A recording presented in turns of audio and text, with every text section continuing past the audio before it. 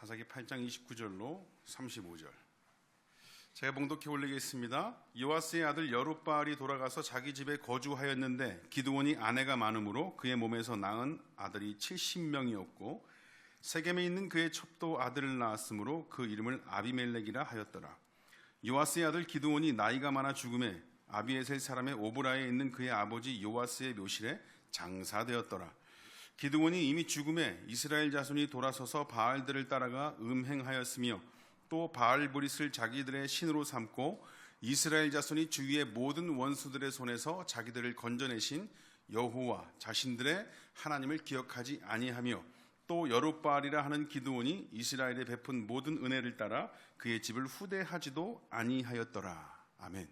여러분, 예수님도 사람들이 예수님 자신을 임금으로 삼으려 했었습니다. 오병이어 기적을 경험한 사람들이 아이고 저런 기적이면 우리 진짜 맨날 저 기적 보면서 이렇게 먹을 것도 좀 먹고 굶주리지 않고 잘 살 수 있겠다 싶으니까 사람들이 예수님을 임금 삼으려고 했어요. 우리 곁에서 왕 되셔가지고 이런 기적을 계속 베풀어 주셨으면 하는 마음으로 그랬었죠. 그때 사람들만 보면 우리는 이미 그 예수님이 어떤 분인지 알고 예수님께서 오셔서 그런 표적들을 보이신 이유들을 우리는 늘 알고 있습니다. 말씀을 통해서 공부하고 우리는 좀 이렇게 성장해 가잖아요. 그죠? 근데 그래서 그때 사람들을 보면 참 신앙이 좀 변질되고 마음이 좀 이상한 마음도 좀 들어요. 그때 사람들 보면. 그런데 가만 고민해보고 지켜보고 경험해보면 그때 사람들만 그런 게 아니고 사람들이 늘 그래왔습니다. 지금도 마찬가지예요. 사회는 달라졌지만 지도자를 바라보는 마음은 똑같습니다. 늘 좀 좋은 지도자가 있길 원하는데 예수님 같은 분들 등장하면 우리라도 안 그러겠어요. 그죠? 어떤 지도자 보면 좀 경제적으로 좀 일으켜 주길 원하고 정치나 외교나 교육이나 바라는 어떤 지도자상들이 다 있습니다. 예수님의 오병이어 때 기적을 봤던 사람들은 적어도 우리를 굶길 사람은 아니다라고 생각을 했어요. 기적으로 먹을 걸 막 만들어내시니까 그냥 하늘에 대고 축사하시고 내려놨는데 원래 이 보리떡 5개하고 물고기 2마리밖에 없었는데 막 그냥 그 광주리에서 막 나오는 거야. 그냥 먹을 게 분명히 그거밖에 없는 걸 봤는데 사람들이 그런 예수님을 임금 삼으려고 할 때 예수님은 그의 제자들까지 휩쓸릴까 싶어서 얼른 다그쳐서 바다 건너편으로 보내십니다. 여러분, 기드온에게 이스라엘 사람들이 찾아와서 당신과 당신의 아들과 당신의 그 손자까지 우리를 다스려 주길 원합니다 라고 했을 때 기드온은 여호와께서 너희를 다스릴 것이다 라고 했습니다. 이게 기드온의 믿음이 과연 좋아서 그런 것이냐? 여러분, 이 사사기 말씀에 기드온이 자기를 왕 삼으려고 했을 때 그거를 거부하고 하나님께서 너희들을 다스릴 거야 라고 얘기했던 건 기드온의 잘난 믿음을 보여주고 너희도 이런 사람이 되어라 그걸 보여주기 위한 것이 아니라 기드온은 사사예요. 하나님 말씀으로 통치하는 나라, 하나님 말씀으로 다스리는 나라, 그런 나라가 어떤 나라인지 그러니까 이스라엘 백성들과 함께 나타내 보여야 하는 자입니다. 그러니까 기드온의 믿음이 좋고 잘나서 그럴 수 있었던 것이 아니라 기드온은 당연히 그런 사람으로서 그런 모습을 나타내어야 하는 자였었던 거예요. 종종 우리는 신앙생활을 하면서도 사람을 칭송할 만한 그런 일들을 경험합니다. 저 사람 정말 대단해. 어떻게 저런 시점에 저런 상황에서 어떻게 저런 성숙한 모습들이 나올까라고 칭찬하는 모습들이 있습니다. 신앙생활 하면서도 그래요. 기드온을 보면 그렇게 칭찬할 만해요. 굉장히 이렇게 왕으로 삼으려고 했을 때 사람이 넘어질 수도 있는데 오히려 하나님이 너희를 다스릴 것이다 고 거부하잖아요. 근데 그 사람이 성숙하거나 잘나서가 아니라 그 사람은 하나님을 나타내어야 하는 자이기 때문에 아주 당연한 거란 말이에요. 당연한 거. 칭찬받아 마땅하지만 당연한 거 가지고 칭찬받아야 되는 세상이라고 한다면 그거는 정말 불쌍한 세상인 거죠. 불쌍한 세상. 하나님께서 기드온을 택해서 사사를 삼으셨습니다. 그리고 그들을 괴롭히는 나라 미디안을 손에 붙여주시겠다고 하셨던 것, 그것은 일종의 언약관계예요. 언약관계. 그렇게 하시겠다 하셨고 그들은 하나님 앞에 온전해야 됩니다. 하나님은 계속해서 그들에게 승리를 붙여주실 것이고 이스라엘과 기드온은 하나님 앞에 늘 온전해야 되는 사람입니다. 그걸 나타내고 그걸 보여주어야 하는 사람이에요. 기드온은 앞에 섰기 때문에 그가 잘나서가 아니라 그거를 나타내어야 하는 사람입니다. 그 가운데 기드온은 그 일을 가르치고 이끌어야 되는 사람이죠. 그리고 이스라엘 백성들은 기드온을 바라봅니다. 단순히 능력 있고 힘 있는 어떤 그런 지도자를 보는 것이 아니라 이 모든 일을 통해서 하나님께서 너희를 이끄시고 택하시고 끝까지 보호하시는 이유가 무엇인지, 왜 그러는지, 어떻게 하는지를 기드온은 나타내야 되는 거예요. 그가 임금이 될 수 없습니다. 왜냐하면 그는 그리스도를 나타내야 하는 거거든요. 예수님도 사람들 앞에서 임금이 되려 하지 않고 제자들을 다그쳐서 내보냈습니다. 그런 그리스도를 나타내야 되는 거예요. 자신이 영광을 다 차지하고 자신이 위에 서 있어야 되는 것이 아니라 하나님을 나타내야 된다.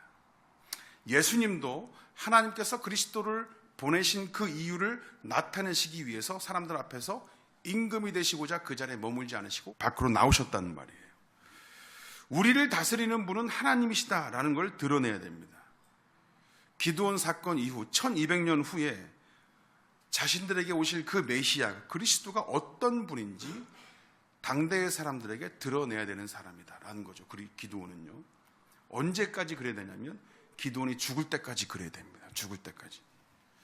그래서 기드온이 사는 40년 동안 평온하는 거예요. 말씀 보시면 28절 말씀 보시면 기드온이 사는 40년 동안 그 땅이 평온하였더라라고 합니다. 기드온이 40년 동안 열심히 뭘 했다, 그래서 평온했다, 이걸 나타내지 않습니다. 기드온이 그냥 단지 살아있는 것만으로 40년이 평온했다. 기드온은 죽을 때까지 그걸 나타내야 되는 사람임을 보여주고 있는 거예요. 그 지난주 말씀과 같이 이 사람이 최후 승리를 하는 그날까지 변질되지 않고 하나님의 통치, 그걸 드러낼 줄 알았는데 끝에 가서는 금 귀고리들을 모아서 에봇을 만들어 버렸습니다. 사람들이 그걸 우상 삼았고, 그럼에도 이 사람을 택하신 하나님의 목적, 하나님의 계획이 있으셨다라는 거예요. 당장에 넘어뜨리고 다른 사람을 쓰시면 되지만 하나님의 약속이 있었습니다. 변치 않으시죠.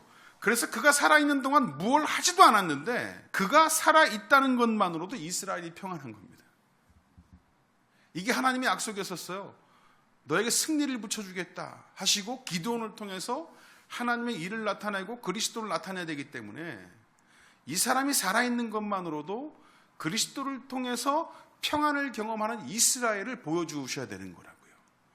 그래서 40년 동안 이 사람 아무것도 하지도 않고 변질되었는데도 살려주시기만 하셨는데도 40년 동안 이스라엘이 평온하다는 거예요. 세상이 무엇을 해서 평안하고, 세상이 무엇을 해서 심판으로부터 해방이 되고, 세상이 무엇을 해서 잘 준비하고 잘 세워나간 덕에 안정이 되는 게 아니라 예수님이 오셔서 평안이 되고 예수님이 오셔서 해방되고 예수님이 오셔서 구원받는 겁니다. 그것 때문에 기드온을 40년 동안 살려두신 거예요. 기드온이 자란 40년 동안 이스라엘이 평온한 게 아니라 그걸 보여주기 위해서 기드온을 40년 동안 살려두셨다고요. 기드온 살아있는 40년 동안 너희들 평온할 거야. 그리스도가 우리에게 평안을 주시는 분, 그분 아래에 있으면 우리는 평온을 누리게 된다라는 사실을 보여주기 위해서입니다. 기드온의 40년 동안의 평안은 누구 때문에 평안이냐 했을 때 기드온의 능력, 이스라엘의 온전함이 아니라 그럼에도 불구하고 그 약속 변치 않으시는 신실하신 하나님의 능력과 열심을 나타내는 것입니다. 그리스도를 통한 구원을 말하기 위함이다. 기드온 때문이 아니라 하나님께서 평안이라는 것을 주시기 위해서 기드온을 살려두신 겁니다. 하나님이 주신 거예요. 그렇다면 기드온이 죽으면 어떻게 될까요, 여러분? 그게 오늘 우리가 살펴볼 말씀인데 우리의 생각과는 좀 다르게 변해요. 기드온이 살아있는 동안 하나님께서 평안이 과연 누구로부터 오느냐를 보여주기 위해서 기드온을 살려두셨다면, 그럼 기드온이 죽으면 뭐가 와야 돼요?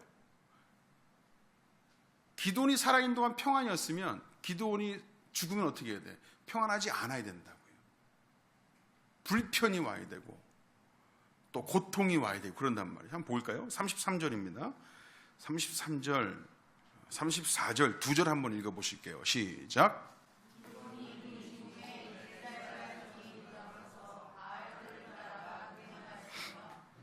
바알브릿을 자신들의 신으로 삼고 이스라엘 자손이 주위의 모든 원수들의 손에서 자기들을 건져내신 여호와 자기들의 하나님을 기억하지 아니하며 기드온이 죽으니까 이랬답니다. 다시 돌아서서 하나님을 배신하고 바알을 따라서 음행합니다. 무엇보다 더 가슴 아픈 건 모든 원수들의 손에서 자기들을 건져내신 여호와 자기들의 하나님을 기억하지 않았다라고 합니다. 뭘 해줬는데 기억 안 하면 여러분 얼마나 빈정상해. 우리 하나님 진짜 그 말씀하시기도 참 쪼잔하고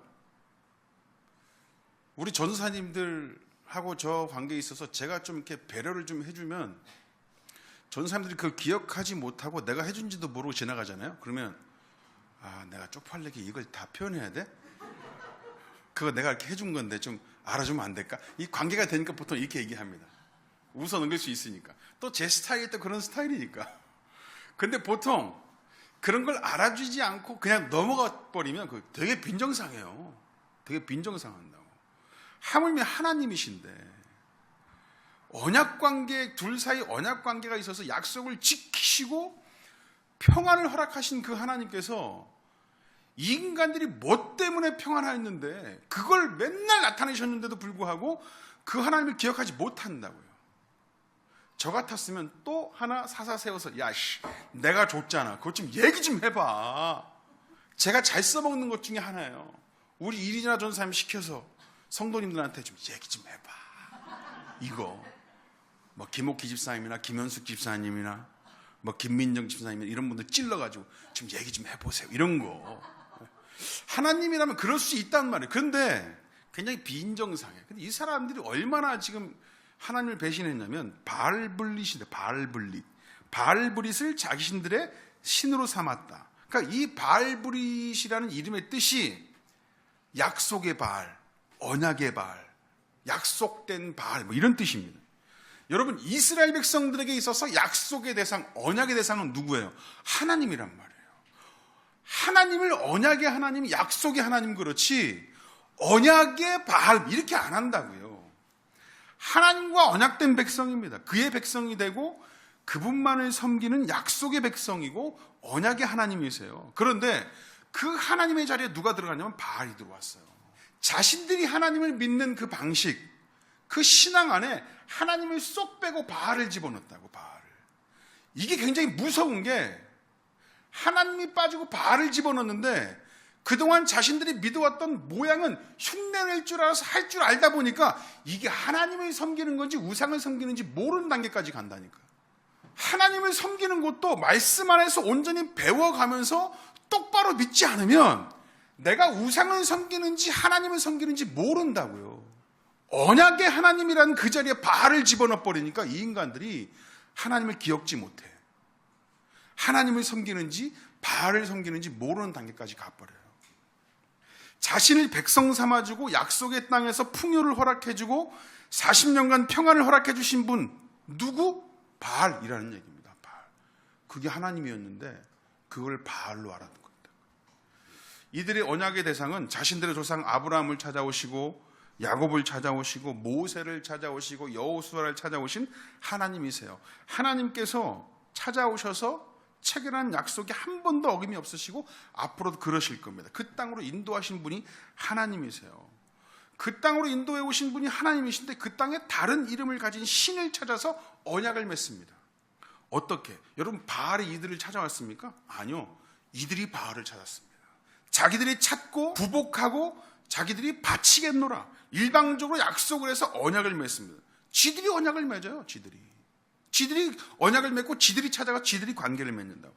기드온이 죽으니까 기드온이 그들의 곁에 없으니까 그렇게 우상을 드리고 다시 하나님을 배신한다는 얘기입니다. 여러분 세상의 종교가 이래요. 세상의 종교가 먼저 찾아와서 백성 삼아주시고 자녀 삼아주시고 주인 되어주시고 아버지 되어주시고 천국으로 인도하시고 평안을 허락해주는 그런 종교는 없습니다. 세상의 모든 종교는 우리 하나님 빼고 전부 다 인간들이 찾아가고 인간들이 만들어내는 종교란 말이에요. 자신들이 어떻게 하겠다, 자신들이 서원하고 자신들이 약속하고 자신들이 지키고 자신들이 만들어내면서 자신들이 스스로 그냥 평안하다고 자위하면서 살아가는 종교가 세상 종교예요. 그런데 우리는요, 하나님께서 찾아오셔서 평안을 주시고, 하나님께서 찾아오셔서 자녀 삼아 주시고, 하나님께서 찾아와 주셔서 나는 한 거 없는데 천국으로 인도해 주신다고요. 전부 인간의 필요에 의해서 만들어내고 인간들이 알아서 하겠다고 하고 그 가운데 일어나는 일에 대해서는 우리가 만들어낸 그 우상에게 영광을 돌리겠노라. 인간 스스로 언약하고 만들어낸 종교입니다. 실체가 무언지도 모르고 그 잘못된 언약이 언약된 하나님과의 관계를 어떻게 만드는지도 모르고 자신들이 언약하겠노라. 세상에 온갖 우상을 만들어냅니다. 그렇게 이스라엘 백성들은 하나님을 잊었습니다. 그냥 지금까지는 기억하다가 어느 순간 갑자기 확 잊어버리는 게 아니라 하나님 자리에 다른 걸 집어넣다 보니까 서서히 자신들이 하나님을 기억하지 못하고 잊어가는지도 모르게 지내고 있다가 나중에는 아예 하나님이 누군지도 모르는 단계까지 가버립니다. 여러분, 여기까지 말씀을 들었는데 기드온이 살아있을 때는 평안하다가 기드온이 죽었을 때는 이렇게 하더라. 여러분, 이상한 내용 없으세요? 느껴지는 거? 제가 앞서 말씀드린 내용과는 좀 다른 점을 느끼셨는지 모르겠는데, 기드온이 하나님의 통치하심을 나타내야 하고 기드온을 통해서 그리스도를 봐야 한다고 했습니다. 그래서 기드온이 살아있는 동안의 40년 동안의 평안은 우리가 그리스도의 곁에 있을 때 평안함을 나타낸다라고 말씀드렸습니다. 기드온이 살아있는 동안에 그랬다고 한다면, 그럼 기드온이 죽는다면, 그가 만일 곁에 없다면 평안하지 않다는 게 나와야 문맥상 맞아요. 그죠? 그런데 그와 반대되는 경우가 나타나야 하는데 어떤 내용일까요? 40년 동안 기드온이 살아있는 동안 40년 동안 평온했다면 기드온이 죽었다. 그럼 다시 미디안이 일어난다든가 아말렉이 쫓아온다든가 동방에 어떤 민족이 일어나서 이들을 괴롭힌다든가 하는 류의 저주 같은 게 있어야 되는 건데 그런 내용은 없어요. 우리 말씀 하나 볼까요? 누가복음 8장입니다. 누가복음 8장 11절 그리고 12절 한번 읽어보겠습니다. 시작. 이 비유는 이러하니라. 신은 하나님의 말씀이요 길가에 있다는 것은 말씀을 들은 자니 이에 마귀가 가서 그들이 믿어 구원을 얻지 못하게 하려고 말씀을 그 마음에서 빼앗는 것이요. 여러분, 이거 예수님께서 하신 비유인데 씨 뿌리는 자가 씨를 뿌리러 나갑니다. 더러는 길가에 뿌려요. 근데 떨어져서 밟혀서 새들이 먹어버립니다. 바위 위에 떨어져서 싹이 나는가 싶더니 말라버렸습니다. 가시떨기 속에 떨어져서 자라는 기운을 막았어요. 햇빛을 받지 못하니까 다 죽어버립니다. 근데 좋은 땅에 떨어진 것은 백배의 결실을 맺었다라는 비유를 말씀하시는 내용 중에 있는 건데, 여기서 씨는 하나님의 말씀을 의미합니다. 그리고 씨 뿌리는 자는 물론 예수님을 말씀하는 것이죠. 말씀을 전하는데 어떤 자는 말씀을 받고 어떤 자는 그렇지 못하다 하는 말씀이에요. 12절 말씀을 보시면 마귀가 그러지 못하도록 한답니다. 말씀을 받지 못하도록. 그 말씀을 그 마음에서 빼앗았다라고 얘기를 합니다. 결국 그 마음에서 말씀을 뺏고 믿지 못하게 해서 무엇을 얻지 못하게 한다고 얘기하고 있어요? 구원을 얻지 못하게 하려고 라고 얘기되어 있습니다. 구원을 얻지 못하게 하려고. 그 말씀을 믿지 못하고 기억하지 못하고 따르지 못하게 빼앗아 버려서 구원에 이르지 못하게 한답니다. 그러니까 지금 이스라엘 백성들이 특히나 하나님과의 언약 백성인 이스라엘 사람들에게 있어서 진짜 저주는 뭐냐?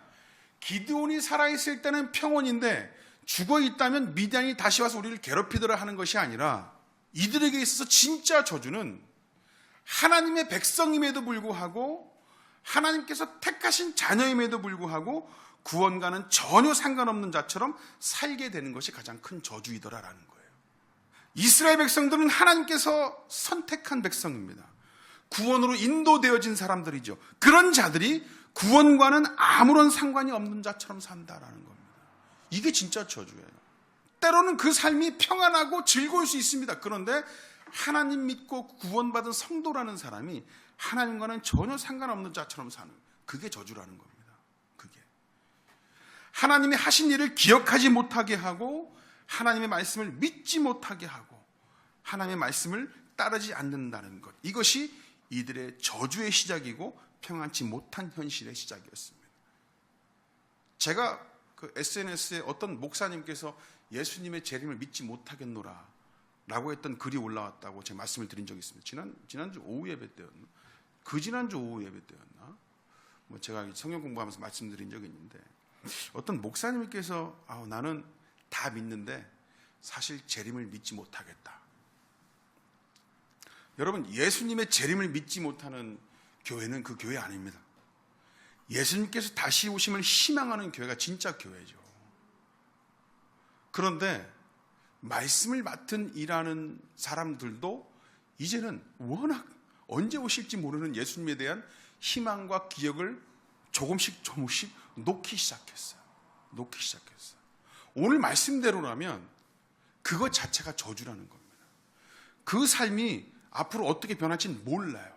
그냥 그거 놓고 세상 사람들과 같이 살아서 그냥 잘 먹고 잘 살 수도 있습니다. 그렇게 믿는다고 해서 그 사람이 당장에 어떤 상처 입거나 인생이 주저앉혀지거나 그렇지 않을 수 있어요. 그냥 그 죽을 때까지 평안할 수 있습니다. 근데 그들에게 있어서 진짜 저주는 하나님을 믿는 하나님의 자녀라고 하면서도 하나님의 말씀을 믿지 못하는 거, 그게 진짜 저주라는 거죠. 성도가 성도답지 않은 거, 이게 진짜 저주입니다. 여러분, 이스라엘 백성들이 서 있는 땅, 살고 있는 땅은 약속의 땅입니다. 약속의 땅.